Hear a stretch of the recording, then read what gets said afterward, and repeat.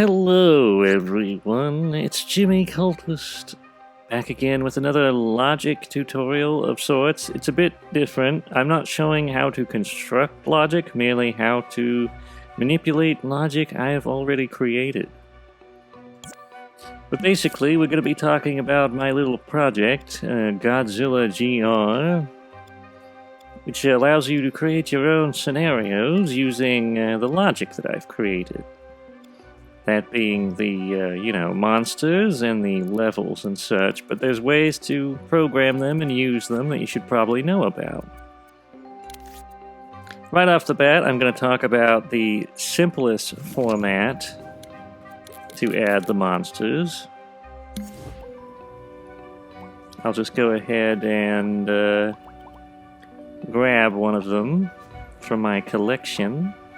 If you type in Godzilla GR and then you correct for collections, add that label, you'll probably find almost anything you could ever want related to this project, assets and such. Destructible buildings and all that kind of thing.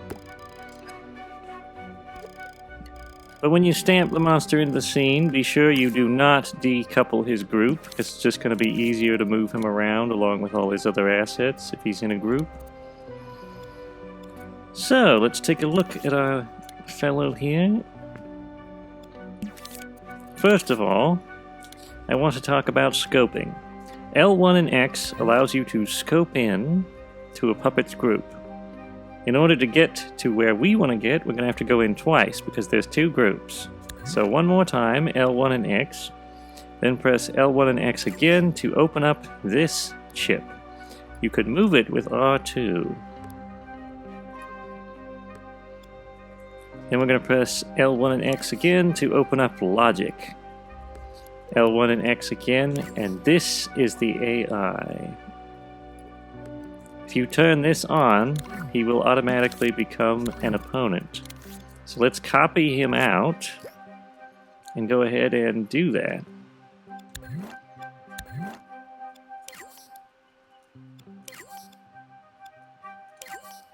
Just press X and he'll be on automatically. In here, in AI movement, are all of his behaviors. This is behavior when he's at long distance, which you can, reorganize if you wish to. And these are his combat behaviors at close range, which again, you can reorganize if you want to. Be sure to always keep these switches at the end, because they restart the process, so he won't repeat himself too much. Also, if you want to make AI hard, it's not always guaranteed, but a quick way to do it is just to turn up the speed of the playback to like 200. Usually it makes them pretty aggressive, but anyway. Let's go ahead and see how our monsters fare.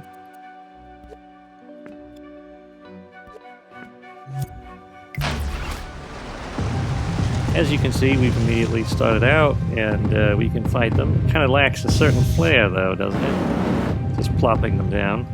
But that's the quick way. Now, if you want a more cinematic approach, or just a more gamey approach in general, I have this thing called the Match Maker. And it will essentially create an intro for two monsters. This red circle denotes where the opponent will appear, and the blue circle denotes where, you will appear, the player. Once you've stamped this thing out, turn on Preview Invisibility, and you'll see this little group here, which you'll scope into with L1 and X again. And then you can open up the chip with L1 and X. Now in here we have our logic. If you want to hide the guide and you don't want it visible, just press X and pull this to the left. We also have these, which are various victory states that are automatically programmed in. If both monsters are dead at the same time, it will end in a draw.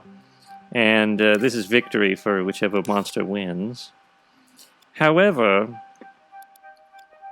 for the sake of my actual, Godzilla's Return versus mode, I found it was better to make victory a two-way entrance and exit, and the reason why is it saves thermometer.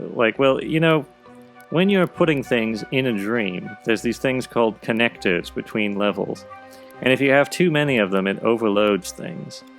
So basically, if you have a two-way, you can have the same thing, that would ordinarily lead back to the menu when you're defeated, can also lead back to the menu when you win, because your victory animation and all that stuff is already programmed to happen within this scene. Just a handy little thing in case you want to create an actual game. This basic setting, though, is always a one-way exit. I'm not sure if I have other... Okay, I have no other doorways, just making sure. And here you will see our intro chip.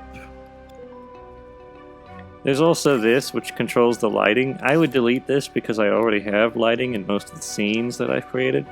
But if you're creating an absolutely new scene, you can go ahead and use this, Deleting as simple as pressing triangle over something.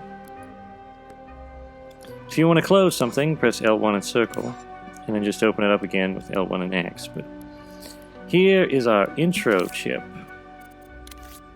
And basically with this, we can go L1 and X into this camera and create a cutscene of sorts, to kind of display the level.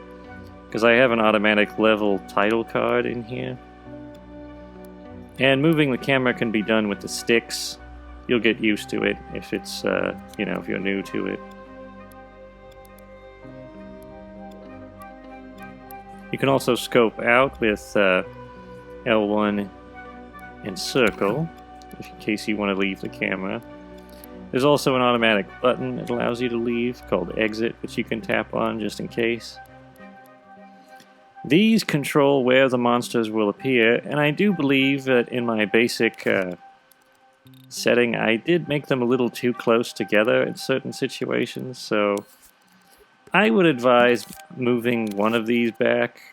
This is where the player will automatically appear when he starts the match, which, if you want to know what controls that, there's this thing called auto position, which I've built into every monster, and it will automatically put them, in these positions when the map starts.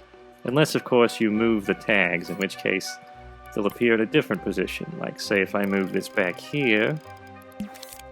Another thing I might do is, depending on how they start out, they may start a bit too high, so I'd move it down a bit so that they're more, closer to the ground.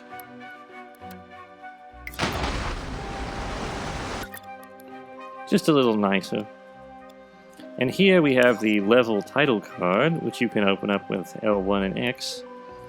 And it's always blank, but you can actually change it with L1 and square. Then press X to edit, and we can make it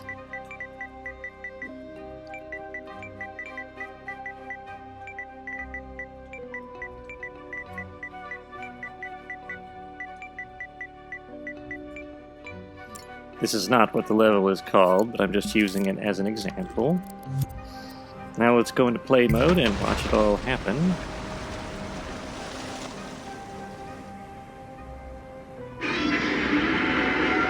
Godzilla versus Godzilla. Get ready. And all of this is programmed to happen automatically, so you don't really have to modify it. Fight. You could, though, if you're fairly good at logic. Now you may be wondering how come it is the monsters were able to freely move before, but then all their logic is shut off once the match starts? Well, that's all connected to this thing here. Player Teller.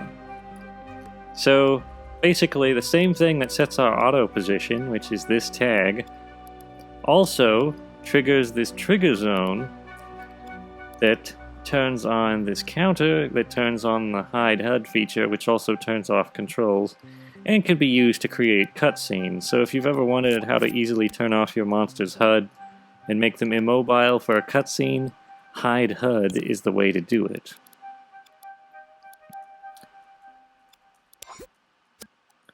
And yeah, that's pretty much how to set up a Godzilla GR match if you're ever interested. Nice and simple. I tried to make it user-friendly, but there are some logical things that probably are a bit too complex to reorganize, but you know, this is just for people who are new. So, yes, that's all. Here are the names of all of our lovely cult supporters. Many thanks to all of you. If you'd like to get your name in those credits, check the link in the description and head over to our Ko-fi. You can become a cultist neophyte to become credited at the end of our video, or you can become an acolyte to gain early access to videos in addition to credit. Now, if you aren't in the mood for membership, you can always leave a one-time tip.